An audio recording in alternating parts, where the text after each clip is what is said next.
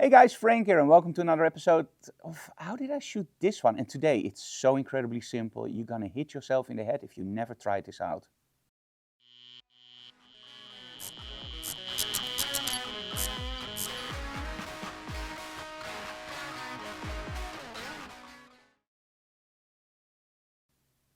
Today we're gonna talk about something that I love to do when I'm, feeling a little bit like, I have 5 minutes left, I wanna create a great shot and it has to be fast, it has to be great, and it works in all locations.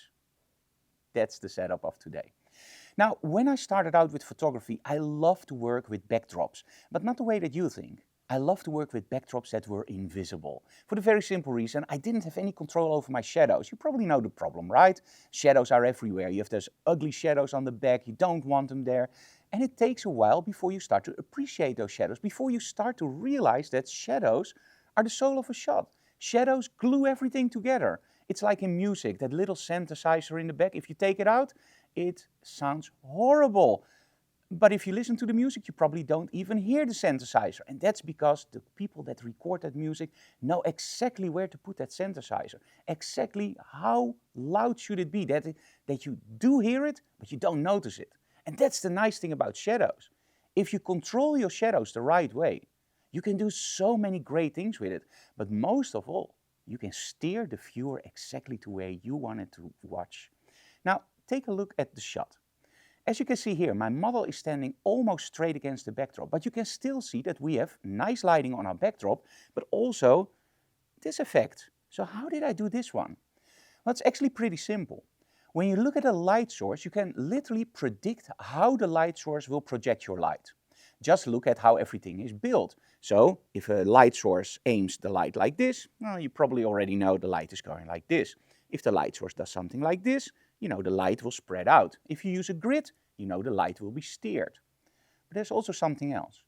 If you angle your light sources, actually the same thing that you do with your camera, you will also distort those lines. So lines will never go straight, they will always extend.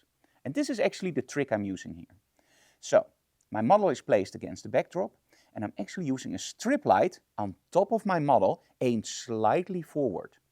Now, if you want more light on the backdrop, the solution is very simple. Just angle the strip light slightly more towards the backdrop.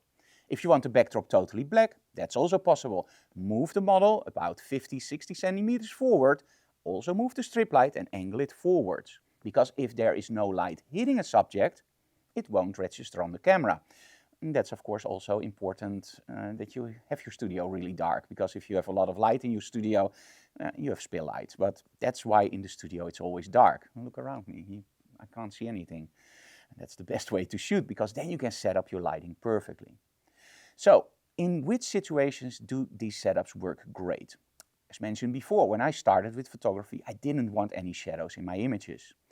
But I did like backdrops, so I always was in this little competition with myself. Like, do I want a backdrop? Yes. But do I want shadows? No.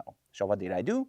I used seamless paper in different colors, placed my model in front of it, used 2 strip lights from the side, one on my model, and then create a beautiful, nice vignette with light on the backdrop by using an extra strobe there. A little bit like a pin-up setup. Really nice, really fresh and cool. But no shadows. And that means that it also looks like your model is a little bit glued on. It just doesn't look right.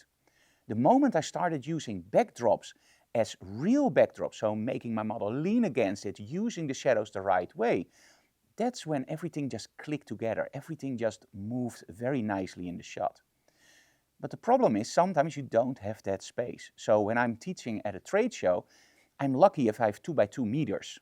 And then I have to fit myself in there too. So it's very, very tight. So I don't have any room to say to my model, well, let's go 2 meters away from the backdrop.